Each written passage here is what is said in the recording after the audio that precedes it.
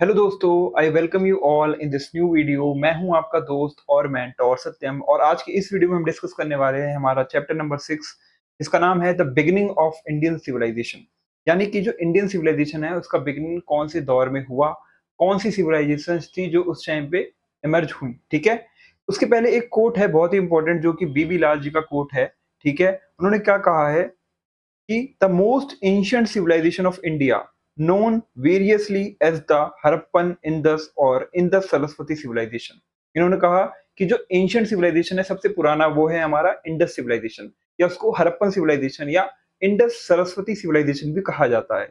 Was Indeed remarkable in many ways, और इन्होंने कहा ये काफी ज्यादा रिमार्केबल है कि हम हमारा जो पूरे वर्ल्ड का जो एंशिएंट सिविलाइजेशन है वो हमारे इंडिया का है, जो कि है Indus valley civilisation. It showed how a well balanced community live, किस तरीके से वो कम्युनिटी एक वेल बैलेंस तरीके से रहती थी। ठीक है, in which the difference between the rich and the poor are not glaring. Also जो डिफरेंस था between the rich and the poor बहुत ज्यादा डिफरेंस नहीं था, मोस्टली लोग समान स्टेज पे थे। In essence the हरपन societal scenario was not that of exploitation but of mutual accommodation. और वो सिनेरियो जो था वो एक्सप्लॉइटेशन का नहीं था, मतलब वो जो इनके पास रिच थे वो परेशान नहीं करते थे नीचे वालों को, बल्कि एक म्यूचुअल कॉपरेशन के साथ, अकोमोडेशन के साथ वो लोग रहते थे। ठीक है, तो ये बीबी लाल जी का काफी अच्छा कोड है जिन्होंने उन्होंने इंडस वैली सिविलाइजेशन के बारे में थोड़ा सा ब्रीफ में डिस्कस किया।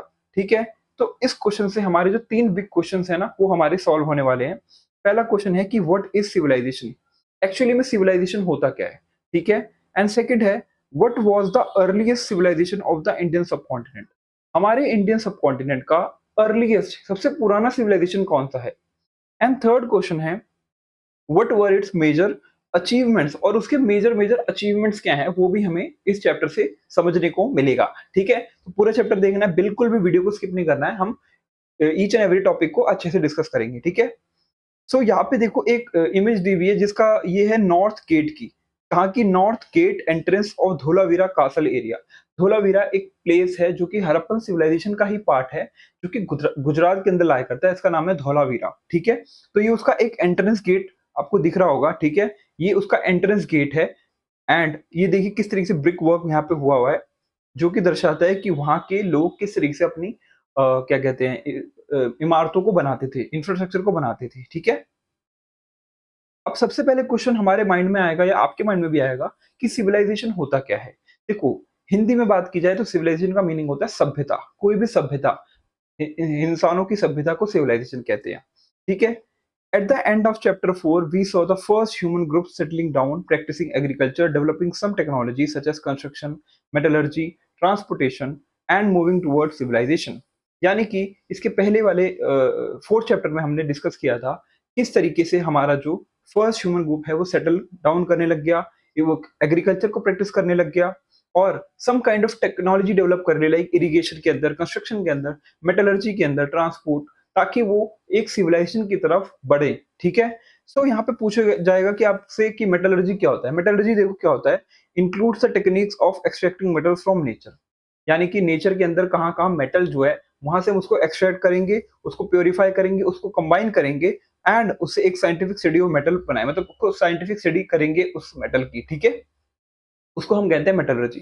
ठीक है, लाइक कंस्ट्रक्शन हो गया, ट्रांसपोर्ट हो गया और सिविलाइजेशन की तरफ मूवमेंट हो गया। देखो, सिविलाइजेशन बनने के सबसे मेजर रीजन क्या है। देखो, सबसे पहले लोग क्या थे, एंशिएंट इंडिया, एंशिएंट में जब प्री हिस्टोरिक की टाइम की बात करें तो उस टाइम पे लोगों के पास खाने को कुछ नहीं था, तो वो क्या करते थे, हंटिंग और गैदरिंग करते थे और अपना जो फूड है वो कलेक्ट करते थे और खाते थे।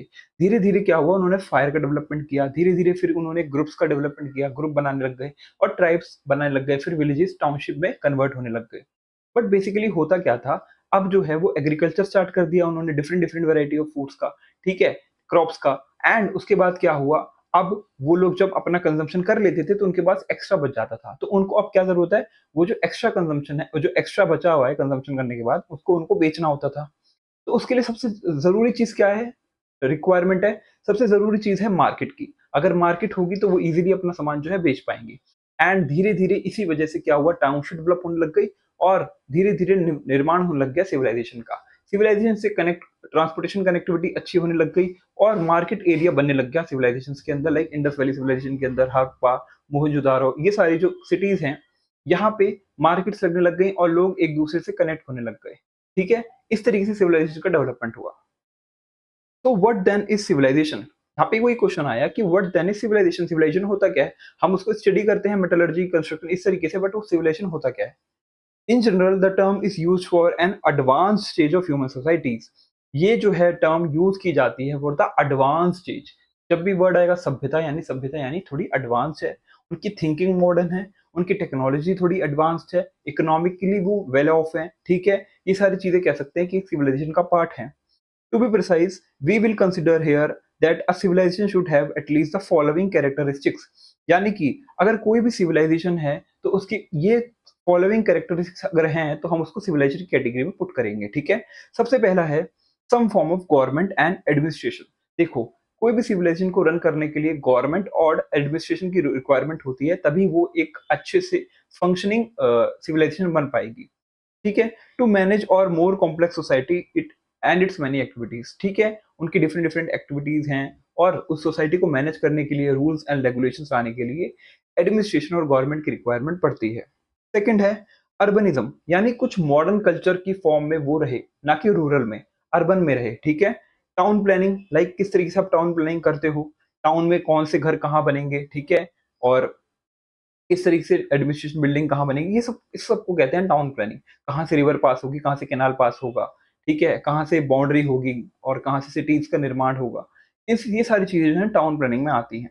The growth of cities and there management, cities का ग्रोथ, उनकी management, and also which generally includes water management and drainage system. ठीक है? और वाटर का मैनेजमेंट और ड्रेनेज सिस्टम भी इसी का पार्ट है। मतलब ड्रेनेज सिस्टम अगर अच्छा है, आपका घर अच्छे से कनेक्टेड है नालियों से और पानी जो है इजीली फ्लो हो रहा है, तो उसका कहते हैं अच्छा ड्रेनेज सिस्टम है, मैनेजमेंट अच्छा है। थर्ड है कि अ वैरायटी ऑफ क्राफ्ट्स, क्राफ्ट की अवेलेबिलिटी भी हो डिफरेंट डिफरेंट, लाइक चाहे वो हैंडमेड क्राफ्ट्स हो, चाहे मॉडर्न थोड़े बहुत क्राफ्ट्स हो, including the management of raw material such as stone और मेटल्स। स्टोन और मेटल से डिफरेंट डिफरेंट जो क्राफ्ट्स बनते हैं, लाइक माला बनती है, बीड्स की माला बनती है। ठीक है? डिफरेंट डिफरेंट स्टोन से, ये सब चीजें। And the production of finish goods such as ornaments और टूल्स, ये भी जो पार्ट्स हैं वो भी क्राफ्ट्स के अंदर ही आते हैं। फिर है trade, trade both internal within the city और region and external with distant region और अदर पार्ट्स। यानी कि जो ट्रेड हो रहा है of goods and of services like food, ठीक है, ये सब चीजें, इनका जो ट्रेड हो रहा है ये भी सिविलाइजेशन का पार्ट होता है। ठीक है? चाहे वो इंटरनल ट्रेड हो, चाहे हम अपनी सिटीज के अंदर ही बेच रहे हो, या कोई बाहर से आया है और उसको हम बेच रहे हो, उसको भी हम ट्रेड का पार्ट मानेंगे। ठीक है? और to exchange all sort of goods, हर तरीके के गुड्स को एक्सचेंज किया जाएगा। ठीक है? फिर है हमारा सम फॉर्म ऑफ राइटिंग। इन सब चीज़ों की कोई राइटिंग भी लिखी हो, कोई लिटरेचर हो, डेवलप हुआ हो, needed to keep records and to communicate, ताकि हम इसको इजीली कम्युनिकेट कर पाएँ आने वाली फ्यूचर जनरेशंस को। ठीक है? फिर हमारी कल्चरल आइडियाज़ भी हों। ठीक है?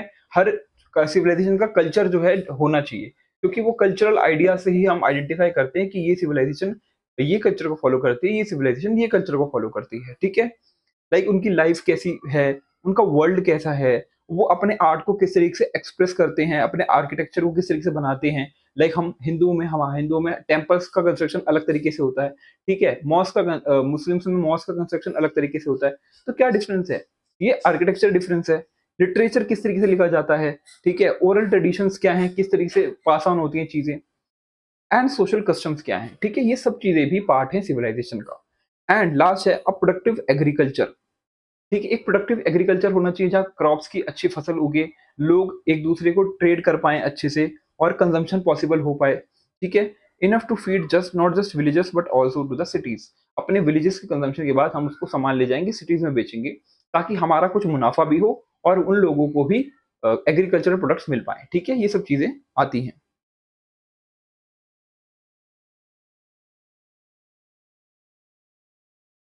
So, it is easy enough to see all these characteristics are present in most society in the world today. और हम देखते हैं ये बहुत ज्यादातर कैरेक्टरिस्टिक्स आज की जो हमारी मॉडर्न डेवलप्ड सिटीज हैं, ठीक है, ये डेवलपिंग सिटीज हैं, वहां पे देखने को मिलती हैं ये सारी ही चीजें जो अभी अभी डिस्कस करी। But when did civilisation begin in the sense we have defined? तो इसके बेसिस पे हम बताएंगे कि कब सिविलाइजेशन डेवलप हुआ। देखो, ये सब चीजें होनी चाहिए सिविलाइजेशन में, तभी हम कह पाएंगे कि वो सिविलाइजेशन है। तो हमारे हिसाब से इन सारी टर्म्स को एक्यूरेटली टिक करते हुए कौन सी ऐसी सिविलाइजेशन जो एशियन सिविलाइजेशन इंडिया में आई, ठीक है, उसके बारे में डिस्कस करते हैं। So civilisations begin at different times in different parts of the world. जो सिविलाइजेशन है वो डिफरेंट टाइम्स पे different parts of the world में बिगिन हुआ, ठीक है। In the region known as Mesopotamia. इसको मॉडर्न इराक और सीरिया का रीजन है। मिसोपोटामिया कहाँ है? इराक और सीरिया में। ये मिसोपोटामियन सिविलाइजेशन इसको कहते हैं। ये हुई थी 6000 years ago. And the civilisation in the ancient Egypt, Egypt civilisation कहते हैं, इजिप्शियन सिविलाइजेशन कहते हैं। ये हुई थी फ्यू सेंचुरीज लेटर, उसकी खुद फ्यू सेंचुरी लेटर में, ठीक है। तो हमने अभी कौन सा सिविलाइजेशन पढ़ा? एक हमने पढ़ा मिसोपोटामिया,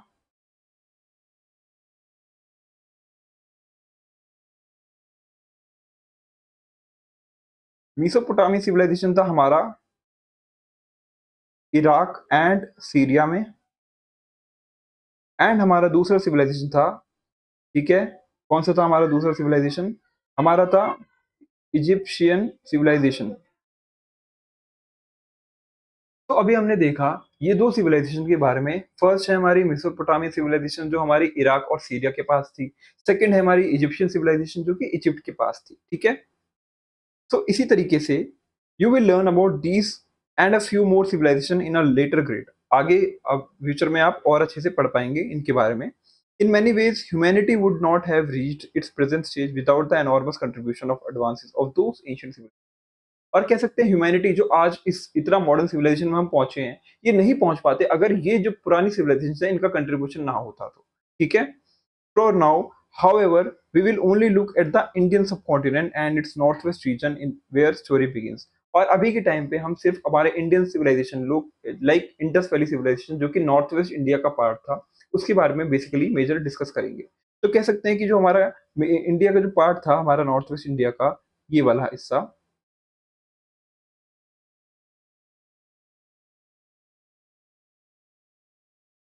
और ये हमारा पाकिस्तान वाला एरिया भी उस टाइम पे था हमारे अंडर में। तो ये जो हिस्सा है हमारा,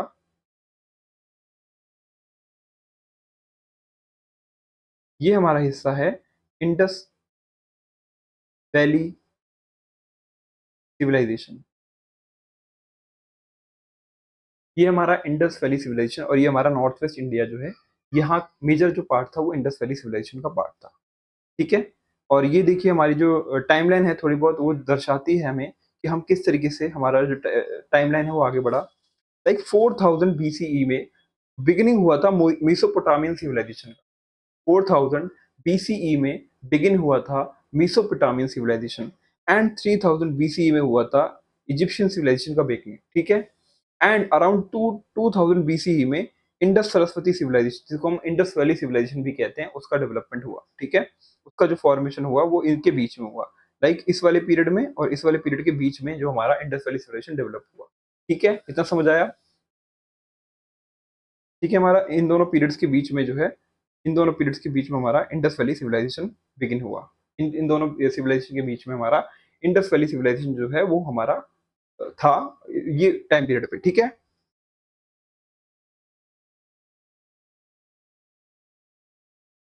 सो हम किस तरीके से विलेज से सिटी की तरफ बढ़े, विलेज से सिटी की तरफ किस तरीके से बढ़े,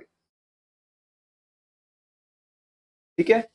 तो देखो, the vast plains of Punjab today divided between India and Pakistan and Sindh now in Pakistan are watered by the Indus river and its tributaries. यानी ये जो रीजन है हमारा पंजाब वाला जो कि अब डिवाइड हो गया between India and Pakistan, and हमारा जो सिंध वाला रीजन है जो अब पाकिस्तान में लाई करता है, वो पूरा एरिया जो है उसको फीड कौन करता था, उसको पानी कौन पहुंचाता था? उनको पहुंचाता था इंडस रिवर का पानी, सिंधु नदी का पानी वहां तक जाता था। और ट्रिब्यूटरीज का मतलब क्या होता है?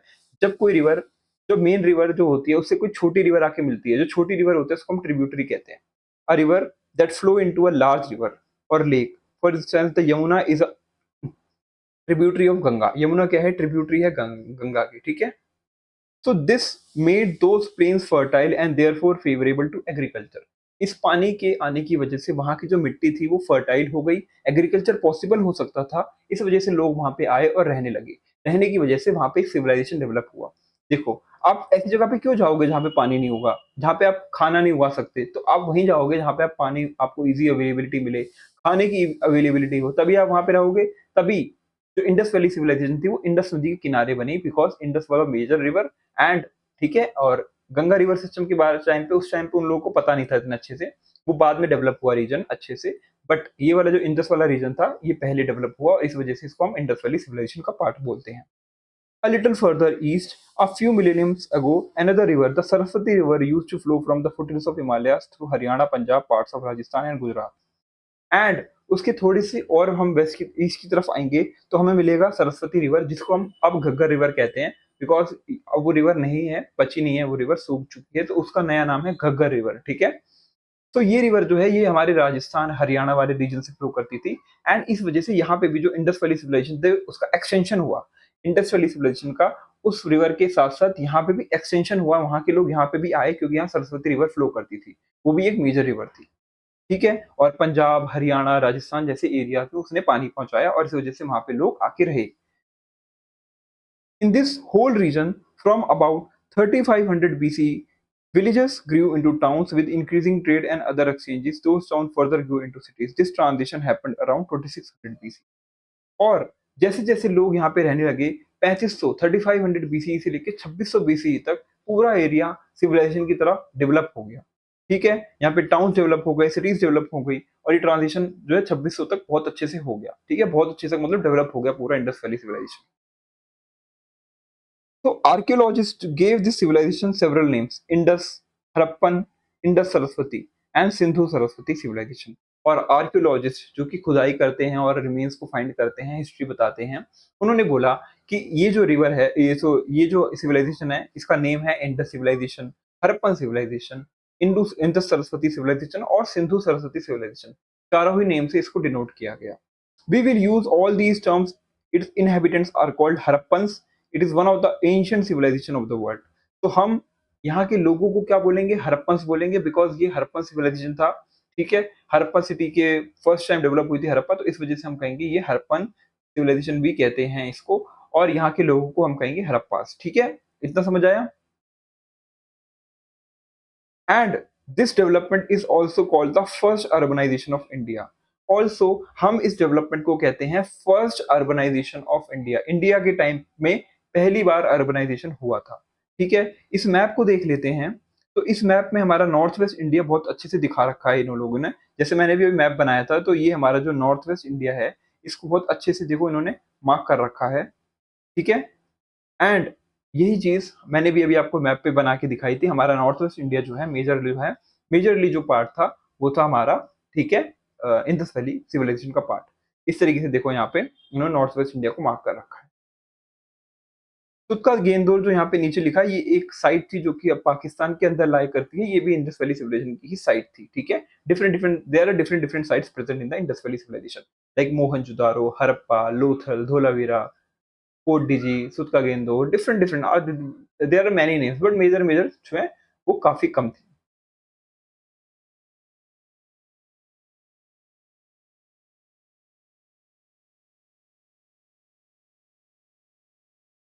तो ये हमारी डिफरेंट डिफरेंट साइट्स जो हैं वो प्रेजेंट है हमारी इंडस वैली सिविलाइजेशन वाले एरिया में। लाइक सबसे इंपॉर्टेंट थी हरप्पा। यहाँ पे हरप्पन सिविलाइजेशन आपको दिखेगा, हरप्पा सिटी दिखेगी। ठीक है, एंड फिर हमारे को दिखेगी हमारी मोहनजोदारो किधर है, ये रही मोहनजोदारो। ठीक है, ये इंडस रिवर सरस्वती रिवर के देखो किनारे ही है सारी। फिर यहाँ पे देखो हमारे को दिखेगी हमारी कालीबंगन। ठीक है, ये भी एक एरिया, ये हमारा हरियाणा के अंदर पड़ता है, राखीगढ़ी हरियाणा के अंदर पड़ता है। ठीक है, सबसे फिर उसके बाद हमारी लोथल है, धोलावीरा है। ठीक है, जो रेड से मार्क है वो मेजर है। ठीक है, मेजर जो है वो रेड से मार्क है ऑलरेडी, तो उसको हमें ज्यादा अच्छे से उस पर फोकस करना है। ठीक है, देखो लोथल को एक डॉकयार्ड भी कहते हैं। तो गुजरात के अंदर लोथल है, ये एक डॉकयार्ड था। डॉकयार्ड मतलब यहाँ पे शिप्स आएंगी, रुकेंगी, सामान उतारेंगी, फिर सामान चलाएंगी, फिर चली जाएंगी, लाइक पोर्ट की फैसिलिटी। डॉकयार्ड मतलब पोर्ट की फैसिलिटी। तो लोथल हमारा उस टाइम पे डॉकयार्ड था। ठीक है, धोलावीरा भी बहुत इंपॉर्टेंट है। धोलावीरा के अंदर 3 तरीके के वाटर कैनाल सिस्टम बनाए गए थे। 3 साइड से वाटर कैनाल से घिरा हुआ था धोलावीरा। इतनी एडवांस टेक्नोलॉजी उनकी। ठीक है, तो ये सारी चीजें हमें डिस्कस करनी थी। हमने मेजर साइट समझ ली हैं, इसके बारे में हम पढ़ते हैं फिर धीरे-धीरे। तो यहाँ पे देखो सिटीज के नाम लिखे हैं और कहाँ से वो सिटी कहाँ पे लाया करती है। लाइक धोलावीरा हमारी जो लाया करती है वो करती है पंजाब में। धोलावीरा करती है पंजाब में। ठीक है, 1 सेकंड। Modern state reason.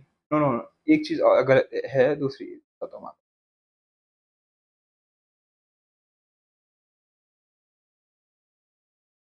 हमने हड़प्पा पढ़ा है, गुजरात में थोड़ी है हड़प्पा। क्या मतलब है? देखो बेसिकली वही चीज है कि ये सिटीज जो हैं ये कहाँ पे आज के टाइम पे लाई करेंगी, अगर वो एरिया देखा जाए तो धोलावीरा हमारा जो है पंजाब वाले एरिया में होगा। हड़प्पा रीजन हमारे गुजरात वाले एरिया में। कालीबंगन वाला जो हमारे सिंध वाले रीजन में। मोहनजोदारो जो है हरियाणा वाले रीजन में। एंड ये राजस्थान। आई थिंक ये एक्टिविटी है जो कि हमने खुद करनी है। Some of the important cities of civilisation are marked in the map. A class of you try to match this. Okay okay okay, ठीक है, वही चीज है। हमने कुछ थोड़ी सी इसमें मिस्टेक क्या करी है, हमें इन सिटीज को मार्क करना है। वही मैं सोच रहा था कि किस तरीके से लिखा है, वो मैंने लेटेस्ट एक्सप्लोर वाला चीज पढ़ा नहीं, सॉरी सॉरी फॉर दैट। ठीक है, वो हम समझते हैं क्या है। तो मैं बताता हूँ आपको, ये सिटीज को हमने मार्क करना है। हम इसको पहले नंबरिंग दे देते हैं 1 2 3 4 5, ताकि हम इसको अच्छे से कर पाए। 1 2 3 4 एंड 5। ठीक है, और हम इसको यहाँ मार्क करेंगे कि ये रीजन अब कहाँ पड़ता है। ठीक है, तो धोलावीरा तो अब मैंने आपको बोला ही था कि धोलावीरा गुजरात राजस्थान वाले एरिया में पड़ता है। ठीक है, और गुजरात वाले एरिया में। ठीक है, तो लोथल धोलावीरा हमारा यहीं पड़ेगा, हमारा गुजरात में। फिर हमारा हड़प्पा जो है वो पड़ेगा हमारा सिंध वाली रीजन में। कालीबंगन पड़ेगा हरियाणा में। मोहनजोदारो पड़ेगा पंजाब में। एंड राखीगढ़ी पड़ेगा क्या कहते हैं, राजस्थान में। ठीक है, हमने इसको मार्क कर लिया। ठीक है, हमने इसको मार्क कर लिया। ठीक है ना गाइस? या थोड़ी सी वीडियो पॉज हो रही है मेरी? ठीक है गाइस, ये ना हमने मार्क कर लिया। थोड़ी सी वीडियो पॉज हुई थी, उसके लिए सॉरी है। मैंने मार्क कर दिया है। कैसे मार्क करना था, मैंने वो जो लेटेस्ट एक्सप्लोर वाला चीज है उसको ध्यान से देखा नहीं, बिकॉज यहाँ पे हमें क्या करना है, जो डिफरेंट डिफरेंट एरियाज हैं उसको हमें आज की मॉडर्न सिटीज से मैच करना था, तो हमने कर दिया। धोलावीरा जो रीजन है हमारा, वो हमारा रीजन है गुजरात का। हड़प्पा जो है हमारा, वो रीजन है हमारे सिंध का। कालीबंगन जो रीजन है वो कालीबंगन जो रीजन है हमारा हरियाणा का है। मोहनजोदारो जो है पंजाब का है। और राखीगढ़ी हमारा राजस्थान का है। ठीक है, हमने सारी चीजें हमने अच्छे से कर ली। अब बात करते हैं द सरस्वती रिवर। किसकी बात करेंगे? सरस्वती रिवर की। The map shows the Indus और Sindhu at its 5 main tributaries. ठीक है, इंडस नदी के साथ साथ कौन सी 5 नदियां हैं? झेलम, चेनाब, रावी, बियास, सतलुज। ये 5 नदियां जो हैं इसके साथ फ्लो होती हैं। ठीक है, इसके साथ 5 नदियां फ्लो होती हैं। तो important cities grew along these rivers, और इसके साथ साथ ही जो इंपॉर्टेंट सिटीज हैं उनका डेवलपमेंट हुआ। सच एज मोहनजोदारो, हड़प्पा, ये हमारी मेजर सिटीज हैं। But there are also many sites along with Saraswati river which today goes by the name Ghaggar. Saraswati river को आज के टाइम में हम घग्गर रिवर कहते हैं। In India, Hakra in Pakistan, hence the name Ghaggar Hakra river. इसलिए इसको हम घग्गर हाकरा रिवर भी कहते हैं। क्या कहते हैं? घग्गर हाकरा रिवर। ठीक है, this river is now seasonal because it flows only during the rainy season. मैंने बोला का पानी ज्यादा दिन तक नहीं रहता, सूख जाती है रिवर ये। ठीक है, और इसमें पानी जब भी आता है जब रेनी सीजन यानी मानसून आता है उस टाइम। ठीक है, the Saraswati river is first mention in the Rigveda. Saraswati river का पहला मेंशन हमारे ऋग्वेदा टेक्स्ट के अंदर है। इस N ancient collection of prayers which will read in chapter 7। हम चैप्टर 7 में इसको और अच्छे से करेंगे। ऋग्वेदा को प्रेयर की बुक कहते हैं, प्रेयर और हिम्स की बुक कहते हैं। ठीक है, in this text Saraswati is worshipped both as goddess and as a river flowing. हम इसको both as a goddess and both as a river की तरह पूजते हैं, इसको वर्शिप करते हैं। From the mountain to the sea. Later texts describe the river as drying up as eventually disappearing. और काफी टेक्स्ट दिखाते हैं कि लेटर ये सूख गई थी एंड डिसअपियर हो गई थी। ठीक है, अब उनका टाउन प्लानिंग कैसा था? हड़प्पन सिविलाइजेशन में वो टाउन प्लानिंग किस तरीके से करते थे वो समझते हैं। देखो, Harappa and Mohenjodaro now in Pakistan were the first two cities of the civilisation to be discovered. कहते हैं जो अभी दोनों ही साइट्स पाकिस्तान के अंदर हैं, ये दोनों साइट्स फर्स्ट साइट थी जो कि पहली बार डिस्कवर हुई थी। लाइक आर डी बैनर्जी जो थी 1921 में उन्होंने डिस्कवर किया था इन साइट्स को। ठीक है, और एक और नाम था याद नहीं आ रहा, बट आर डी बैनर्जी जो है मेजर कहते, Dayaram Sahni ji. R D Banerjee and Dayaram Sahni ji दोनों ने मिलके एक 1921 एक 1922 में अलग अलग डिस्कवर किया था हड़प्पा और मोहनजोदारो दोनों को। ठीक है, और मोहनजोदारो को हम माउंड ऑफ डेड भी कहते हैं, बिकॉज यहाँ पे इतनी बोन्स मिली थी लोगों की, तो इसलिए कहते हैं इसको माउंड ऑफ डेड। यहाँ भी कहते हैं माउंड ऑफ डेड यानी लोग जो मरे हुए हैं उनका पहाड़। ठीक है, इस तरीके से कहते हैं। Their identification goes back to 1924, a century ago. 1924 के टाइम का, ठीक है, कह सकते हैं आइडेंटिफिकेशन हुआ था। Several cities followed the Indus Plains, which is why civilization was initially called Indus Valley Civilization. ठीक है? और ज़्यादातर जो ये जो सिटीज़ आइडेंटिफ़ाई हुई थी, मिली थी, डिस्कवर हुई थी, वो इंडस नदी के किनारे मिली थी। इस वजह से इसका नाम जो है इंडस वैली सिविलाइजेशन लग दिया। लेटर ऑन क्या हुआ, major cities such as Dholavira जो कि गुजरात के अंदर है, राखीगढ़ी जो कि हरियाणा के अंदर है, and Ganeriwal like in Cholistan, desert of Pakistan, and 100 small sites और डिफरेंट लाइक देखो हमारी धोलावीरा जो गुजरात के अंदर है, राखीगढ़ी जो कि हरियाणा के अंदर है, एंड जो इसको और गनेरीवाल जो कि चोलिस्तान जो पाकिस्तान वाला एरिया है उसमें आइडेंटिफाई होता है। और हंड्रेड्स ऑफ स्मॉलर साइट जैसे हमने मैप में देखा डिफरेंट डिफरेंट साइट्स थी, वो सच साइट्स हैं, ठीक है? लाइक लोथल जो कि गुजरात के अंदर मैंने बोला था, डॉकयार्ड है जो कि गुजरात के अंदर पाया जाता है। ये were discovered, some of them excavated, इस टाइम पे एक्सकवेट हुए हैं और डिस्कवर हुई थी ये साइट्स, इन सब साइट्स के साथ साथ, ठीक है गाइस? सच डिस्कवरीज कंटिन्यू इवन टुडे, और आज के टाइम तक भी ये डिस्कवरीज कंटिन्यू रहती हैं, लोग डिस्कवरीज करते रहते हैं। It is interesting to note that Saraswati basin includes not only two major cities Rakhigarhi and Ganeriwal, गन गनवेरी वाला, सॉरी गनवेरी वाला, इसका आइडेंटिफिकेशन मैं गलत बोल रहा था, गनवेरी वाला नाम है इसका, ठीक है? but also several smaller ones like Farmana in Haryana, Kalibangan in Rajasthan, and few towns like Bhirrana and Banavali both in Haryana. ये छोटी छोटी जो साइट्स हैं इसको भी याद रखना इम्पोर्टेंट है, बिकॉज ये भी जो है पार्ट है, मेजर पार्ट है हमारे इंडस वैली सिविलाइजेशन का। तो हमने क्या देखा, इस सरस्वती बेसिन में सिर्फ राखीगढ़ी और गनवेरीवाल नहीं, बट ऑल्सो स्मॉलर लाइक फरमाना जो हरियाणा के अंदर है, फिर हमारा कालीबंगन जो कि राजस्थान में है, और few small sites like Bhirrana and Banawali जो कि बहुत दोनों ही हरियाणा के अंदर है। ये सब भी सरस्वती रिवर का पार्ट है, ठीक है? Indeed on the map make clear the high density sites in that region also, हम इनको मैप पे अच्छे से आइडेंटिफाई कर सकते हैं, ठीक है? यहाँ पे दो टर्म्स लिखी हैं, एक लिखा है फोर्टिफिकेशन, एक लिखा है एलीट। दोनों का मतलब समझाता हूँ। फोर्टिफिकेशन मतलब आप अगल-बगल अपने दीवार खड़ी कर लो, फोर्ट फोर्ट क्रिएट कर लो। A massive wall surrounding a settlement और a city generally for protective purpose, यानी प्रोटेक्टिव पर्पस के लिए आपने अगल-बगल ऊँची-ऊँची दीवारें खड़ी कर दी, अपना फोर्ट क्रिएट कर दिया, इसको हम कहेंगे फोर्टिफिकेशन। लाइक राजस्थान के अंदर डिफरेंट-डिफरेंट जो ऊँचे-ऊँचे महल बने हुए हैं आपके, ठीक है? वो सारे महल जो हैं वो फोर्टिफाई हुए हैं, मतलब उनके किनारे-किनारे दीवार बनी गई है, इसको कहते हैं फोर्टिफिकेशन। सेकंड है एलीट, एलीट मतलब हायर क्लास, ठीक है? Here the word refers to higher layers of the society such as rulers हो गए, बड़े-बड़े ऑफिशियल्स हो गए, इनको एलीट क्लास बोलते हैं, ठीक है? एडमिनिस्ट्रेटर, ऑफन प्रीस्ट, सुना होगा आपने एलीट क्लास, तो इस तरीके से इसको आइडेंटिफाई किया जाता है।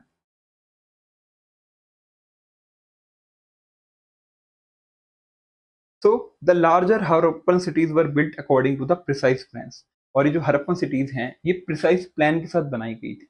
लाइक सबसे इनका सबसे अच्छा प्लान क्या था कि इन्होंने जो टाउन प्लानिंग की थी, वो जो रोड होते थे इनके, रोड जो है वो 90 डिग्री पे कट करते थे।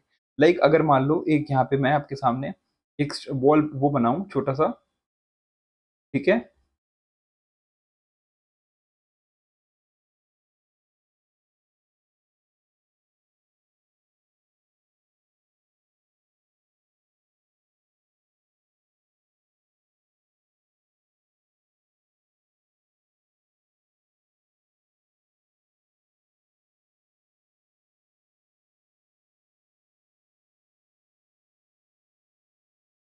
तो यहाँ पे आप देखोगे जो रोड्स हैं वो बिल्कुल 90 डिग्री पे कट कर रहे हैं।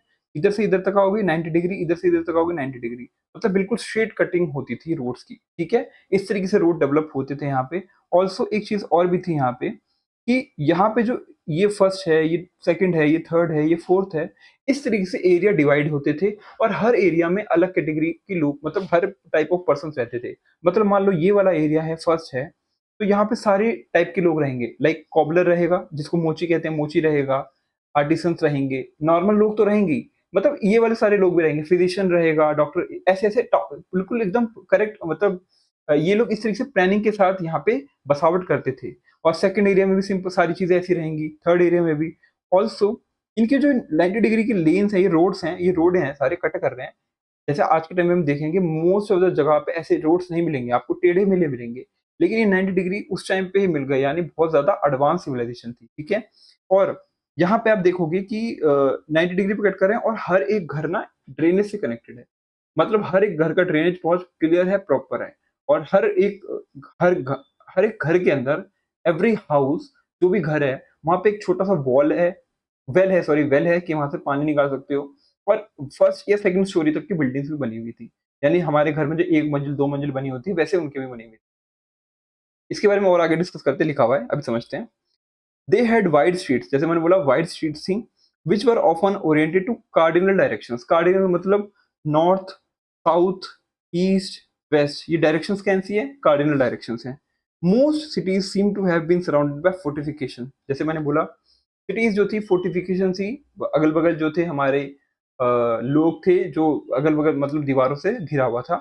And has two distinct parts, the upper town where the local elite probably lived and the lower town the common people lived.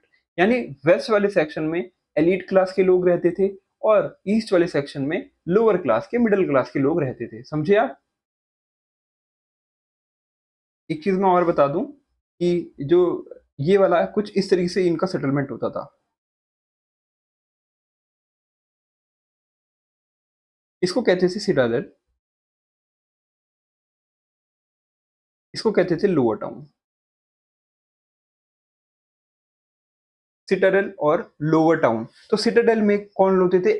थोड़ी सी ऊंची जगह होती थी, यहाँ पे एलिट क्लास के लोग रहते थे। यहाँ पे बाथिंग के लिए बड़े बड़े बाथ होते थे, ठीक है, जिसको कहते हैं मतलब एक कहते हैं ना कि वहाँ पे लोग रिलीजियस पर्पसेस के लिए जाते थे। एडमिनिस्ट्रेशन बिल्डिंग होती थी, ग्रेनरीज होती थी यहाँ पे। और लोअर टाउन में जो कि बाकी लोग नॉर्मल पीपल हैं वो लोग रहते थे। ठीक है, तो इस तरीके से डिवाइड थी सोसाइटी थोड़ी सी यहाँ पे। Some large building seem to have been used for collective purposes.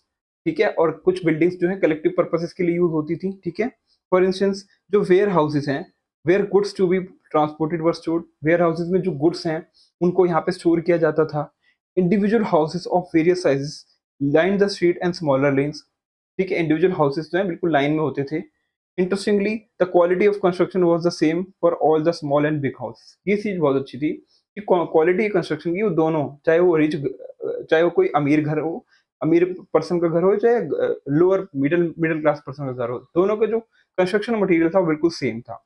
All those buildings were generally made of BRICS, और इनकी जो ब्रिक्स थी वो भी एक परफेक्ट साइज में, रेक्टेंगुलर साइज में होती थी, जिसका जो एरिया होता था एक बार अभी देखते हैं लिखा है कि नहीं यहाँ पे, मुझे वो याद नहीं है, बट वो एकदम जो हमारी आज के टाइम की जो ईंट होती है प्रॉपर ब्रिक, बर्न्ड ब्रिक है ना, उसकी पक्की, उसको ईंट को पकाते हैं, उसको बर्न्ड ब्रिक्स कहते हैं। ठीक है, ताकि वो इजीली टूटे ना, तो उसको बर्न्ड ब्रिक कहते हैं। तो इस तरीके की ईंटें ये लोग यूज करते थे और एक प्रॉपर साइज होता था उसका। The purpose of the structures remains a matter of debate. ठीक है, पर्पस क्या था स्ट्रक्चर का, वो एक कह सकते हैं remain a purpose of debate है। This is the case of famous great bath. Great bath, जो मैं बोल रहा था बाथिंग जो करते थे, छोटा सा एरिया होता था जहाँ पे रिलीजियस पर्पस भी करते थे, उसका नाम था ग्रेट बाथ। ठीक है, इन मोहनजोदारो, जो ये मोहनजोदारो में a small but elaborate tank था जिसका मेजर था 12 into 7 metres and had water proofing material such as natural bitumen, a form of tar applied on the top of carefully laid out bricks. यानी कि इस बाथिंग घाट को मतलब कह सकते हैं छोटा सा घाट बना रखा था और उसको प्रॉपर्ली ड्रेनेज अच्छे से कवर था। ठीक है, और जो वाटर प्रूफिंग हुई थी कि पानी बहुत ज्यादा मतलब वाटर जो है नीचे सीप ना करे, वाटर प्रूफिंग थी। और such as material like bitumen से इसको वाटर प्रूफ किया गया था। तो यहाँ पे कोई इमेज है कि नहीं देखते हैं। ये देखो, ये रहा मोहनजोदारो का हमारा, ये रहा हमारा ग्रेट बाथ, इसको कहते हैं ग्रेट बाथ। ठीक है, आ रही है इमेज, रुकिए। ये हमारा मोहनजोदारो का जो है ग्रेट बाथ है। और ये देखो यहाँ पे पानी भरा जाता था, यहाँ पे पूरा ये फुल हो जाता था पानी से ऊपर तक, यहाँ तक। ठीक है, यहाँ तक पानी भरा जाता था और यहाँ से लोग उतरते थे नीचे, इस सीढ़ियों से नीचे उतरते थे लोग, और यहाँ पे पानी के अंदर अपना रिलीजियस जो पर्पस होता था वो फुलफिल करते थे। ठीक है, और ये बहुत बहुत अच्छे से देखो ब्रिक से कवर्ड है, देखो यहाँ पे पूरा ब्रिक कवर्ड है। और यहाँ पे वाटर प्रूफिंग बहुत अच्छी थी, लाइक मटेरियल यूज किया गया था बिटुमन। ठीक है, उससे वाटर प्रूफिंग बहुत अच्छे से हो गई थी इसकी। तो इस तरीके से बाथिंग घाट था, इसको हम कहते हैं मोहनजोदारो ग्रेट बाथ। ये देखो, ये वाइड स्ट्रीट है कालीबंगन राजस्थान की, in the lower town area. काफी देखो कितनी चौड़ी जो है स्ट्रीट है यहाँ पे कालीबंगन की, जो राजस्थान में एरिया है। इतना बड़ा एरिया है फॉर मूविंग, ठीक है, आने जाने के पर्पस के लिए। फिर हमारे पास आता है ये हमारा हाउसिंग का डेवलपमेंट, मैंने बोला बिल्कुल 90 डिग्री में कट करते थे, देखो 90 डिग्री में कट कर रहे हैं ये लोग, यहाँ से यहाँ, फिर यहाँ,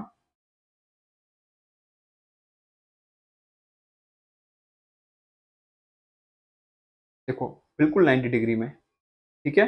और यहाँ पे सारे हाउसेस का सेटलमेंट हो रखा है एंड बीच में हमारी रोड बहुत चौड़ी सी रोड है, ठीक है?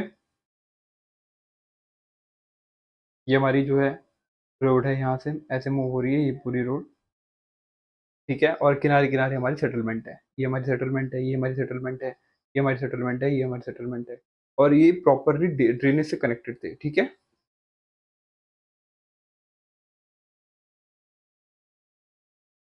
Was surrounded by small rooms, one which contained a well.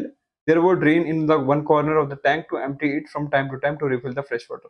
Also यहाँ पे छोटे-छोटे रूम्स बना रखे थे ताकि जो लेडीज हैं, कोई भी है, वो अपने कपड़े चेंज कर सके, ठीक है, रूम से।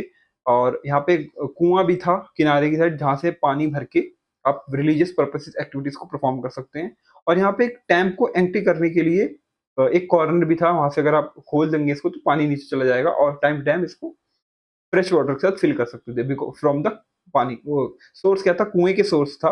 मतलब यहाँ पे मान लो यहाँ पे एक बड़ा-सा कुआँ है और वहाँ से हम पानी को निकालते थे और टैंक को भरते थे, अपना रिलीजियस एक्टिविटी करते थे, उसके बाद वो पानी को निकाल देते थे। फिर हम फ्रेश वाटर भरते थे। तो पानी यहाँ पे वेल था यहाँ पे, इस वज़ह से यहाँ पे ग्रेट बाथ बनाया गया ताकि वाटर का जो कंटीन्यूअस सोर्स है वो रहे यहाँ पे।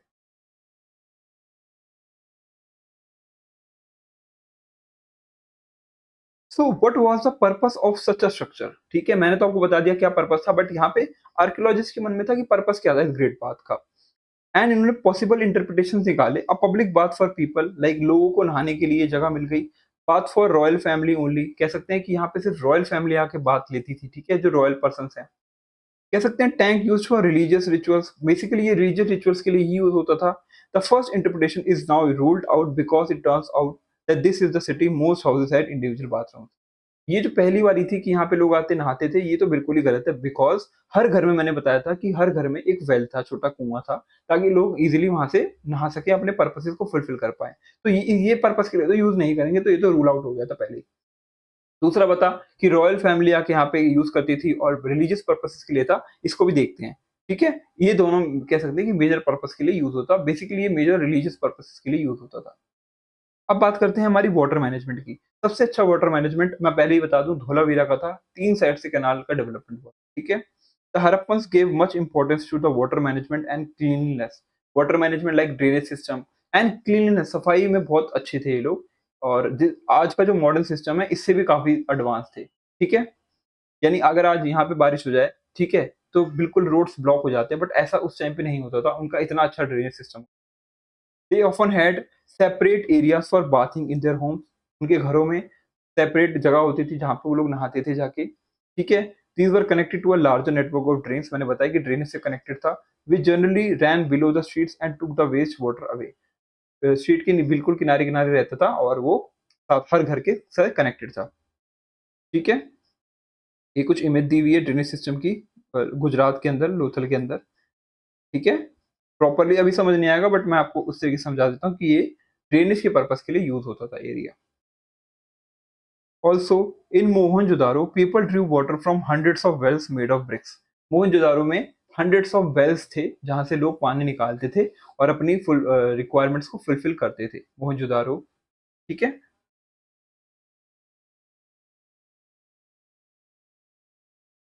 यहाँ पे लोग मोहनजोदारो में हंड्रेड्स ऑफ वेल्स थे, इस वजह से वहां से लोग पानी का अच्छे से इस्तेमाल कर पाते थे। बट इन अदर रीजन्स, लेकिन और जो दूसरे रीजन्स हैं, it may have been from ponds, like वो पॉन्ड से निकालते थे, नियर बाय स्ट्रीम से निकालते थे, या ह्यूमन मेड रिजर्वायर से निकालते थे। कहाँ से निकालते थे? या तो पॉन्ड से, या तो नियर बाय स्ट्रीम से, या तो ह्यूमन मेड रिजर्वायर्स थे। In the case of Dholavira, the run of Kutch in Gujarat, the largest reservoir measured 73 meters in length. और कहते हैं कि सबसे बड़ा रिजर्वायर पानी का, देखो रिजर्वायर क्या होता है, जहाँ पे हम पानी को स्टोर करके रखते हैं ताकि हम उसको यूज कर पाए अच्छे से, चाहे वो रेन वाटर हार्वेस्टिंग की तरह करें, हार्वेस्टिंग के थ्रू करें, या हम पानी को कैनाल के थ्रू फिल करें, ठीक है? वो वाटर को यूज रिजर्वायर की तरह, आर्टिफिशियल पैलेस की प्लेस की तरह यूज करते हैं ताकि पानी को यूज कर पाए। और जैसे कि मैंने बोला था कि धोलावीरा में यहाँ पे एटलीस्ट 6 लार्ज कह सकते हैं कि रिजर्वॉयर्स थे, जो बिल्ट हुए थे विद स्टोन्स और इवन कट इंटू रॉक, ठीक है? रिजर्वॉयर्स को बनाया गया था विद रॉक, मतलब किनारे-किनारे रॉक की सेटल वो थी, दीवार थी, ठीक है? And most of them were connected through underground drains, और अंडरग्राउंड ड्रेन से ही कनेक्टेड थे, ठीक है? नीचे की नालियों से, अंडरग्राउंड पानी ज़मीन के नीचे की नालियों से कनेक्टेड थे। For efficient water harvesting and distribution, ताकि वाटर का हार्वेस्ट जो है वो हार्वेस्टिंग अच्छे से हो पाए, लाइक हार्वेस्टिंग मतलब लाइक पानी आए तो यहाँ पे भर जाए, ठीक है? और डिस्ट्रीब्यूशन के लिए भी, लाइक घरों में अगर सप्लाई करना है पानी, या रॉयल मतलब प्लेसेस पैलेसेस में सप्लाई करना है तो उसको इजीली यहाँ से सप्लाई कर पाए।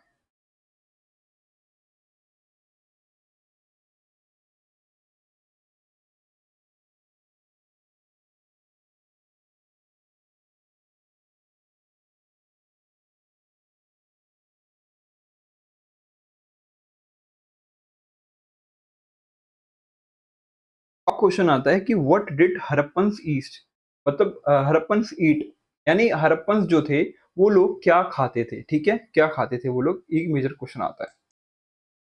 So Harappans have created many of their settlements along the banks of large or small rivers. Harappan लोगों ने ज्यादातर अपने सेटलमेंट्स पानी के किनारे, नदियों के किनारे बनाई थी, लाइक वो स्मॉल रिवर हो या बड़ी रिवर हो। This is a logical choice, ये एक लॉजिकल चॉइस का हिस्सा कह सकते हैं, not just for easy access of water but also for agriculture. सिर्फ पानी के इस्तेमाल के नहीं लिए नहीं, बट एग्रीकल्चर के पर्पसेस के लिए भी रिक्वायरमेंट होती पानी की, इस वजह से उन्होंने यहाँ पे सेटलमेंट बसाया। Since rivers enrich the soil around them, क्योंकि रिवर जो होती है एनरिच करती है, इरिगेशन पर्पसेस के लिए यूज कर सकते हो। आर्कियोलॉजिकल फाइंडिंग्स ने शो किया है कि हड़प्पन्स जो है सीरियल्स उगाते थे, लाइक बार्ले, व्हीट और मिलेट्स उगाते थे, एंड समटाइम्स राइस भी, in addition to pulses and a variety of vegetables. Pulses क्या होती हैं? दालें होती हैं, लाइक उड़द की, मसूर की, सब डिफरेंट डिफरेंट दालें होती हैं। सीरियल्स आपको पता है मकई जो होती है, ठीक है, बार्ले, और व्हीट आपको पता है आटा, मिलेट्स लाइक रागी, ज्वार, बाजरा, ये सारी चीजें, और वेजिटेबल्स भी उगाते थे ये लोग, ठीक है? They were also the first in Eurasia, Eurasia के अंदर यानी यूरोप और रशिया वाले कॉन्टिनेंट में फर्स्ट इंडस वैली के लोग थे, हड़प्पा के लोग थे, जिन्होंने पहली बार कॉटन को उगाया, कॉटन को इन्होंने पहली बार उगाया, which they use to weave into cloth, जिससे वो अपने कपड़े बनाया करते थे। They made farming tools including the plough, यानी जो प्लफ होता है जिससे हम मिट्टी खोदते हैं, ये वाला जो प्लफ है यहाँ पे, some of which continue to be use by modern day farmers, और आज के टाइम पे भी ऐसे प्लफ को हम आज भी यूज करते हैं। ये जो प्लफ है ये क्ले का बना हुआ है, ठीक है, बनावली हरियाणा के अंदर, ये एक मॉडल है, ठीक है, प्लफ का मॉडल है, ठीक है। तो इस तरीके से कुछ यूज किया जाता था उस टाइम पे। So this intense agricultural activity was managed by hundreds of small rural sites or villages. और ये जो एग्रीकल्चर एक्टिविटी थी, ये सिविलाइजेशन के किनारे किनारे जो स्मॉल विलेजेस थे वो लोग काम करते थे इस पे, और क्रॉप्स को उगाया करते थे। Then as now, the cities could survive only if enough agricultural produce from rural areas reached them on the daily basis. और cities जो हैं वो तभी survive कर पाती जब उनके पास डेली बेसिस पे एग्रीकल्चरल फूड जो है, क्रॉप्स जो हैं डेली बेसिस पे प्रोवाइड होते, जिससे वो अपनी फुलफिल कर पाते, ठीक है, रिक्वायरमेंट्स को। तो ये सर्वाइव क्यों कर पाए? बिकॉज ऑफ देयर क्रॉप्स, ठीक है। तो the Harappans also domesticated a number of animals, वो कुछ नंबर ऑफ एनिमल्स को डोमेस्टिकेट यानी पालतू जानवरों को अपने पास रखते थे, for meat consumption and finished both in rivers and in the sea, ठीक है। तो क्या करते थे? पालतू जानवरों को रखते थे, लाइक वो गाय को रखते, आप बकरी को रखते, ताकि मतलब वो फ्यूचर में उसको कंज्यूम भी कर सकें, और फिशिंग भी करते थे वो रिवर्स में या सीज में। This is commonly this is known from a large number of animals and fish bones found during excavations। और ये कैसे पता चला?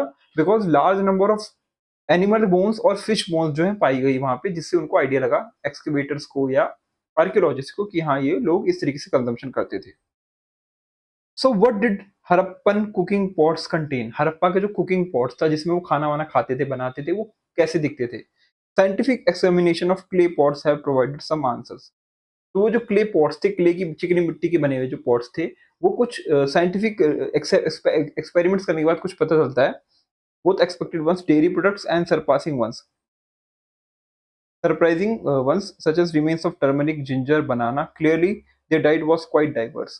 So वो जो है वो डेयरी प्रोडक्ट्स को भी यूज़ करते थे, और टर्मरिक, हल्दी और जिंजर, लाइक ठीक है, हमारा अदरक एंड बनाना, इन सबको यूज़ करते थे, और इसे कह सकते हैं कि जो उनकी डाइट थी वो काफ़ी डाइवर्स थी। यानी different different variety of foods को वो कंज़्यूम किया करते थे। ठीक है? अब यहाँ पे एक है ब्रिस्क ट्रेड, ठीक है? The Harappans were engaged in active trade, वो एक्टिव ट्रेड के अंदर एंगेज थे। जैसे मैंने बोला, वो लोग काफी अच्छा ट्रेड करते थे with the Mesopotamia region, with the Egyptian civilization, with the Chinese civilization, not only within their own civilization, other cities nearby or far away, but with other civilization and cultures within and outside India. Cities के साथ साथ आसपास के local areas के साथ साथ other civilisation के साथ भी वो ट्रेड किया करते थे। दे एक्सपोर्टेड ऑर्नामेंट्स, टिम्बर एंड सब objects of daily life. Ornaments हो गए, डिफरेंट डिफरेंट ऑर्नामेंट्स जो भी पहनते थे, बनाते थे, और टिम्बर की बने हुए प्रोडक्ट्स जो होते थे, और डेली यूज के जो प्रोडक्ट्स होते थे वो वहां पे भेजते थे। प्रोबेबली ऑल्सो गोल्ड भी, कॉटन भी, and possibly some food items भी। ये सारी चीजें वो ट्रेड किया करते थे। ठीक है? The most favored ornaments were beads of carnelian. Carnelian एक तरीके का पत्थर होता है, लाइक रूबी, ऐसे आपने सुना होगा रूबी या डिफरेंट डिफरेंट, ऐसे कार्नेलियन एक पत्थर होता है, उसका वो माला बना के पहनते थे, मोती कार्नेलियन की बीड्स पहनते थे। ऑन ये पेज 98 पे भी देखेंगे, a reddish semi precious stone found mostly in Gujarat. और ये सेमी प्रीशियस स्टोन था जो कि मोस्टली फाउंड होता था गुजरात में। Harappan craft people developed special techniques to drill them. और हड़प्पन के जो क्राफ्ट पीपल थे वो डेवलप करते थे स्पेशल टेक्निक्स ताकि उसको वहां से ड्रिल कर पाए, निकाल पाए। So a string could pass through them, जिससे उसमें छेद करते थे पत्थर में, जिससे उससे स्ट्रिंग जो है पास हो जाए और वो उसकी एक माला बना के पहन सके। And to decorate them in various ways, also उसको डिफरेंट डिफरेंट तरीके से डेकोरेट भी किया करते थे। ठीक है guys? So they also worked conch shells into beautiful shell bangles। जो नदी नदी या समुद्री किनारे आपको शेल्स मिलते हैं कॉन्च के, ठीक है? वो क्या कहते हैं उसको, अभी दिखाऊंगा, ठीक है? अभी दिखेगा इसमें। कॉन्च के शेल्स होते थे, ठीक है? तो उसके भी वो बैंगल्स बना के पहनते थे, which require sophisticated techniques, as a shell is a hard material. इसके लिए सोफिस्टिकेटेड टेक्निक्स की रिक्वायरमेंट होती थी, बिकॉज शेल आपको पता ही कितना हार्ड मटेरियल होता है, तो उससे आप बैंगल्स बनाओगे, तो डिफरेंट डिफरेंट चीजें बनाओगे तो आपको उसमें थोड़ी दिक्कत होगी। इससे क्या है, काफी सोफिस्टिकेटेड टेक्निक्स की रिक्वायरमेंट होती थी उसको बनाने के लिए। तो what Harappans imported in exchange of exported goods is not so clear. और वो वहां से क्या मंगाते थे बाहर के देशों से, वो इतना नहीं पता, बाहर की सिविलाइजेशन से, बट एक्सपोर्ट क्या करते थे वो ज्यादा आइडिया क्लियर है। It probably included copper, since this metal was not so common back home. Copper तो मंगाते थे बिकॉज वो यहाँ पे इतना कॉमन नहीं था। ठीक है? कॉपर का इस्तेमाल करते थे वो लोग बाहर से मंगा के। तो ये देखो, ये हड़प्पन्स बीड्स ऑफ कार्नेलियन है, ठीक है? यहाँ पे बना हुआ है। एंड हड़प्पन आइवरी कॉम, ये मेटल की आइवरी की, हाथी के दांत की जो कॉम बना रखी है इन्होंने। ठीक है? ये कोस्ट ऑफ ओमान में पाई गई थी। ठीक है? और ये हमारी जो बीड्स की माला है बना रखी है कार्नेलियन पत्थर की, ठीक है? ये यहाँ पे दिखी हुई है। Okay guys? To conduct such a trade they use land routes and rivers. और इन ट्रेड्स को करने के लिए ये लैंड रूट्स का, रिवर्स का इस्तेमाल किया करते थे। And the sea for most distant destinations, और सीज का इस्तेमाल भी करते थे, ओशंस का इस्तेमाल करते थे, जो बहुत ज्यादा दूर होती थी जगहें। ठीक है? This is the first intensive maritime activity in India. और कहते हैं कि ये फर्स्ट इंटेंसिव मेरीटाइम एक्टिविटी जो कि इंडिया में पॉसिबल हुई थी। Indeed, quite a few Harappan settlements are located in the coastal regions of Gujarat and Sindh. And कहते हैं कि quite a few हड़प्पन जो civilization थी, लाइक लोथल में जो डॉकयार्ड है, और गुजरात में सिंध वाले रीजन्स में डेवलप की थी इन्होंने सिटीज, ताकि वहां से ट्रेड पॉसिबल हो पाए। लाइक लोथल कहते हैं, मैंने बताया कि लोथल एक स्मॉल सेटलमेंट थी गुजरात में, जो सरप्राइजिंगली कह सकते हैं ह्यूज बेसिन था, जिसमें 217 मीटर का लेंथ था और 36 मीटर की विथ थी, 36 मीटर की विथ थी। And this length is just a litre more than the 2 football grounds. और कहते हैं कि ये इतनी बड़ी थी जितनी 2 फुटबॉल ग्राउंड्स की लेंथ होती है। इतना बड़ा यहाँ के डॉकयार्ड था जहां से चीजें रिसीव कर सकते थे ये लोग। ठीक है? ह्यूज बेसिन था। This basin must have been dockyard. This is a structure used to receive and send boats for further transportation of goods. और इनको यूज किया जाता था for further transportation of goods through boats. ठीक है? Such elaborate trade requires traders to able to identify their goods and also each other. एक दूसरे के गुड्स को आइडेंटिफाई करना भी इंपॉर्टेंट था, तभी तो ट्रेड कर पाओगे। एंड सच एलोबरेट ट्रेड जो है, इसमें क्या है, गुड्स काफी ज्यादा एक दूसरे को लोगों को पता होते थे। लाइक मेसोपोटामिया या इजिप्शियन सिविलाइजेशन को पता होता था कि हमारे पास ऐसी कौन सी अच्छी चीज है। लाइक बीड्स ऑफ कार्नेलियन हो गए, गोल्ड हो गया, एंड डिफरेंट डिफरेंट चीजें हो गई, आइवरी जो बीड्स हैं वो सब चीजें हो गई जो कि हम ट्रांसफर किया करते थे। ठीक है guys, this seems to have been, कह सकते हैं कि this seems to have been the chief purpose of thousands of small seals which have been excavated from many settlements. और कह सकते हैं कि यहाँ पे एक सील का ये इस्तेमाल करते थे जो कि स्टोन के ऊपर बनी होती थी। सील मतलब कह सकते हो डिफरेंट डिफरेंट तरीके की सील होती हैं। लाइक ये स्क्वायर शेप में होती थी, सर्कल शेप में होती थी, ठीक है, पत्थर की सील, जिसके आगे छपाई होती थी, पीछे छपाई होती थी। और मोस्ट कॉमन इसमें जो एनिमल था वो यूनिकॉर्न था, एक ऐसा जानवर, ठीक है, जिसके ऐसे एक सिंग निकला हुआ है, एक जानवर जिसके एक सिंग निकला हुआ है, जो घोड़ा था। ठीक है, एंड प्रोटो शिवा की इमेज भी यहाँ पे थी, लाइक शिवा की इमेज थी यहाँ पे। ठीक है, कहते हैं प्रोटो शिवा की इमेज थी। ठीक है, तो ये सारी चीजें इन सीन्स के थ्रू हमें पता चलती हैं, डिफरेंट डिफरेंट सिविलाइजेशन में जो मिलती थी, तो इससे हमें ये पता चलता है ये सारी सीन्स मोहनजोदारो हड़प्पा से ही वहां पे एक्सपोर्ट हुई थी। तो दीज सील्स कह सकते हैं वर जनरली मेड ऑफ सेटाइट। सेटाइट एक तरीके का पत्थर होता है जो नदी के किनारे, नदी में मिलता है। एंड उस सेटाइट वाले पत्थर पे ये लोग इंप्रेशन क्रिएट करते थे जिससे वो सील बनाते थे। ये सॉफ्ट रिवर स्टोन कहते हैं इसको, a soft stone that would be hardened through heating. और इसको किस तरीके से हार्ड किया जाता था? By heating. नीचे से इसको जलाते थे, हीट करते थे, जिससे ये हार्ड हो जाता था। क्योंकि ये सॉफ्ट होता है, काफी क्ले की तरह सॉफ्ट होता है, थोड़ा सा स्टेटाइट से बना होता है, तो इसको हार्ड करके इसके ऊपर इंप्रेशन किया जाता था। They measure only a few centimetres and generally depict a animal figure with above them. और इसमें एक एनिमल फिगर बनाते थे और ज्यादा बड़ा नहीं होता था, छोटा सेंटीमीटर, बहुत छोटा होता था। ठीक है, a few signs that are part of writing system. और इनके जो लिखने का तरीका था, ठीक है, राइटिंग सिस्टम था, वो इस पे थोड़ा बहुत लिखते थे सील्स पे, जिससे हमें पता चल पाए कि क्या है। लेकिन अभी भी हम इसको, इनकी लैंग्वेज को डिसाइफर नहीं कर पाए हैं। मतलब हमें ये नहीं पता कि कौन सी लैंग्वेज लिखते थे या उसका मीनिंग क्या है। ठीक है, but that system and the symbolic meaning of the animal figures are yet to be understood. जैसे बोला यहाँ पे, मैंने बताया डिसाइफर नहीं कर पाए, अभी अंडरस्टूड नहीं कर पाए हैं। What is certain is that they somehow relate to trade activities. ठीक है, और बेसिकली ये जो सील्स थी ये ट्रेड एक्टिविटीज के लिए यूज की जाती थी। जैसे मैंने बताया कि यहाँ पे देखो एक सिंग वाला जो है इसको यूनिकॉर्न कहते हैं। ठीक है, यहाँ पे यूनिकॉर्न है ये। एंड उसके बाद हमारा ये बुल है। ठीक है, एंड उसके बाद हमारा ये वन हॉर्न टाइगर है, ये हॉर्न टाइगर है कह सकते हैं, जिसके सींग निकले हैं, वो वाला टाइगर। और यहाँ पे आपको ये स्क्रिप्ट दिखेगी। ठीक है, ये वाली जो स्क्रिप्ट है इसको हम डिसाइफर नहीं कर पाए हैं, इसका मतलब क्या है। ठीक है, ठीक है, तो ये अभी भी खोज चल रही है कि इसको समझ पाए कि लिखा क्या है। तो ये इनके जो कुछ एलिमेंट्स ये लोग यूज करते थे उस टाइम पे, वो इनकी इमेजेस हैं। लाइक पहला ऑब्जेक्ट है। इस टाइम पे मैं अपनी जो वीडियो है उसको मैं अपना डिसअपियर कर लेता हूँ, ताकि आपको जो इमेज ये चीजें दिख पाए अच्छे से। ठीक है, तो ये हमारा जो ऑब्जेक्ट है, ये हमारा है ये एक मिरर है, मिरर की इमेज है यहाँ पे।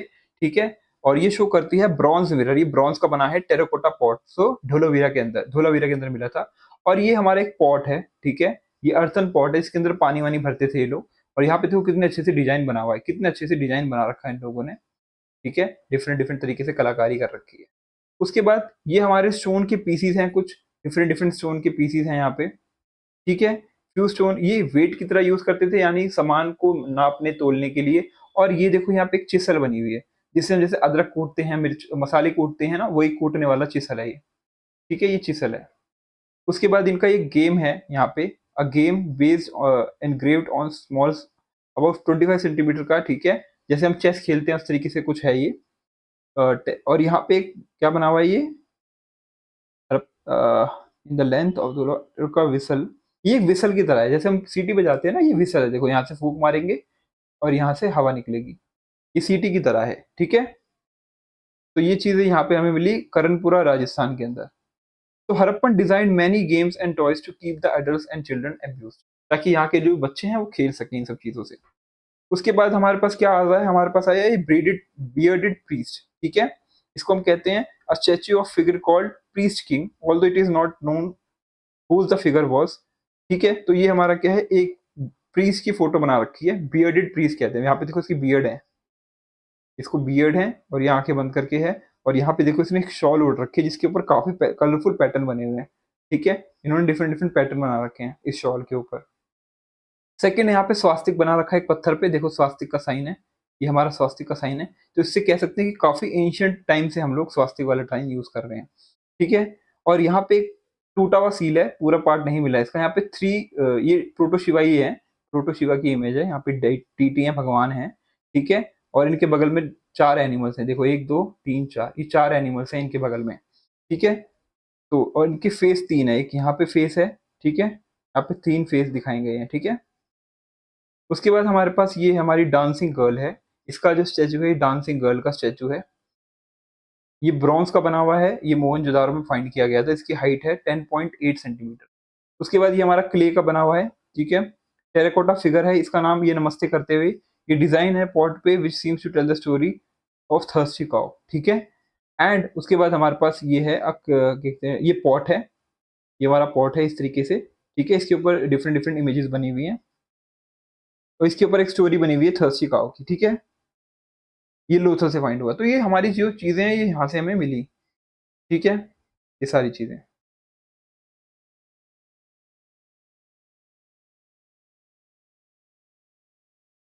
तो अब जो है बात करते हैं द एंड ऑफ एंड और न्यू बिगिनिंग, यानी कि इस सिविलाइजेशन का एंड कैसे हुआ। हड़प्पा जो सिविलाइजेशन थी, इंडस वैली सिविलाइजेशन थी, इसका एंड कैसे हुआ और किस तरीके से नई बिगिनिंग की शुरुआत हुई। ठीक है, नई बिगिनिंग हुई। तो कहते हैं कि 1900 बीसीई में सिंधु सरस्वती सिविलाइजेशन जो थी, डिस्पाइट्स ऑल इट्स अचीवमेंट, इतनी ज्यादा अचीवमेंट करने के बावजूद भी बिगेन टू फॉल अपार्ट, ये टूटने लग गई, बिखरने लग गई। The cities were abandoned by one by one, और यहाँ की जो सिटीज थी वो लोग यहाँ के छोड़ के जाने लग गए, यहाँ पे सिटीज को। If any inhabitants remained, they adopted a rural lifestyle in the change of environment, और अगर कोई रहता भी था तो वो रूरल वाले एनवायरनमेंट में की तरीके से रहता था, ना कि सिटीज वाली तरीके से, यानी रूरल उस पर शिफ्ट कर गए थे। It appears that their earlier government और administration no longer existed, और कहते हैं कि इनकी जो गवर्नमेंट थी वो अब एग्जिस्ट नहीं करती थी।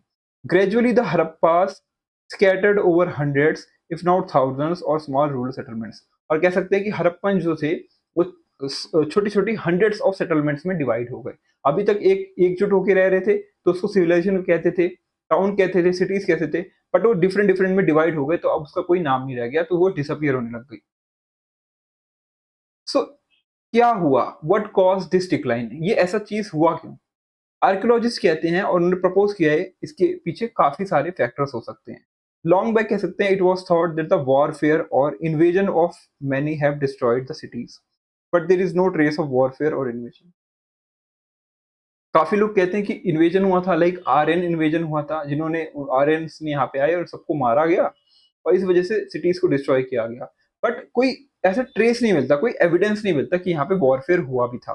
ठीक है, फिर यहाँ पे indeed the Harappans do not seem to have kept any army or weapons or war, as far as evidences goes it seem to have been a relatively peaceful civilization. और कहते हैं अगर देखो वॉर हुई होती या हड़प्पन्स की कोई आर्मी होती, कुछ होता, तो उनके इंस्ट्रूमेंट जो थे जिससे वो लोग लड़ाई करते थे वो तो पाए जाते ना, बट ऐसा कुछ पाया नहीं गया, ऐसा कोई वॉर पाई नहीं गई। और मान लो कोई आर्यंस यहाँ पे आके लड़ाई करते थे, किसी को मार भी रहे थे, तो जिसको मारेंगे, जिसके हाथ काटेंगे, जिसके पैर काटेंगे, तो उसकी हड्डी पे निशान बन जाएगा, बट ऐसा कोई निशान मिला नहीं। तो कहते हैं कोई ऐसे ट्रेस मिला नहीं जिससे प्रूव हो सके कि यहाँ पे वॉरफेयर हुई थी, और कहते हैं कि ये काफी पीसफुल सिविलाइजेशन थी।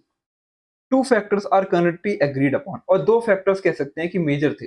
फर्स्ट कह सकते हैं क्लाइमेटिक चेंज हुआ था which affected the world from 2200 BC onward, causing reduced rainfall and drier phase. कह सकते हैं कि पानी की कमी थी, बरसात नहीं हुई, मानसून नहीं हुआ, जिससे पानी की कमी हो गई, और इस वजह से लोग वहां से निकलने लग गए, हटने लग गए। This would have been made agriculture more difficult and could have reduced food supply to the cities, और कह सकते हैं कि जो एग्रीकल्चर था वो पॉसिबल नहीं हो पाया अच्छे से, पानी की कमी की वजह से, इसलिए जो फूड था वो सप्लाई हो नहीं पाई सिटीज तक, इस वजह सिटीज के लोग वहां से निकलने लग गए और दूसरे एरिया में शिफ्ट होने लग गए।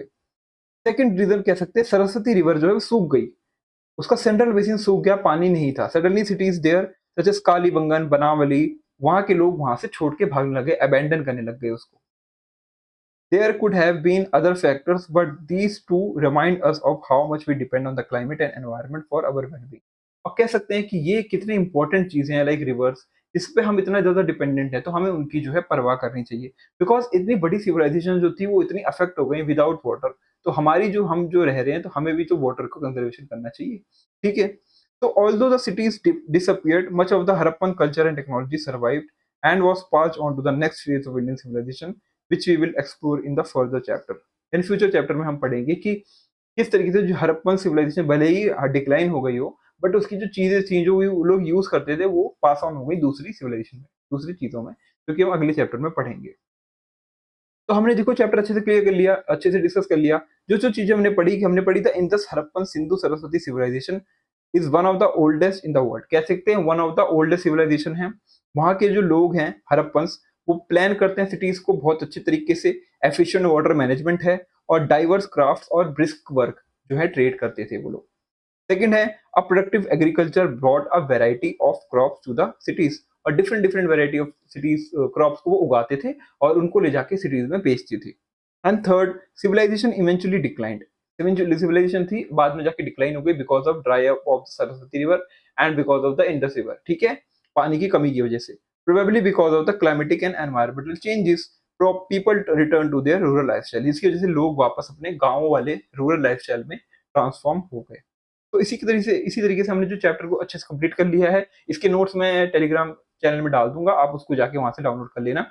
ठीक है। ये जो हमारे एनसीईआरटी के जो मैंने नोट्स यहाँ पे लिखे हैं, ऑल्सो जो इनके जो प्रॉपर नोट्स होंगे वो भी मैं आपको प्रोवाइड कर दूंगा। ठीक है, थोड़ा टाइम रुक जाइए, पहले हम सारे चैप्टर्स को कवर कर लें। तो आपको डरना नहीं है, आपको वन बाय वन जैसे जैसे मैं पढ़ा रहा हूँ वैसे वैसे आपको अपनी बुक में साथ में लेके बैठना है, उसको मार्क करना है और साथ साथ उसको रिवाइज करना है, रिटेन करना है। ठीक है, और जैसे ही नोट्स आ जाएंगे उसके बाद आप डायरेक्टली नोट से पढ़ना। ठीक है, और ताकि कोई प्रॉब्लम ना हो, और साथ साथ मैं इसके जो इंपॉर्टेंट क्वेश्चंस हैं उनकी भी वीडियो जरूर बनाऊंगा आप लोगों के लिए। ठीक है, तो आप ये वीडियोस को अपने फ्रेंड्स के साथ शेयर कीजिए ताकि वो लोग भी इसका फायदा उठा पाएं, और नोटिफिकेशन ऑन कर लीजिए, सब्सक्राइब कर लीजिए, ताकि ऐसे और भी वीडियोस जब मैं लाऊं तो आपको तुरंत के तुरंत नोटिफिकेशन आए और आप उसको पढ़ पाएं। ठीक है, बिल्कुल ऐसे इग्नोर मत करना, इसको कर लेना, सब्सक्राइब कर लेना। ठीक है, ताकि आपको आई नोटिफिकेशन मिल जाए कि मैं कौन सा नई वीडियो ला रहा हूँ कौन से चैप्टर पे। ठीक है, तो इसी के साथ हम यहाँ पे वीडियो को एंड करते हैं, और थैंक यू सो मच कि आपने इस वीडियो को देखा। Thank you so much, bye bye.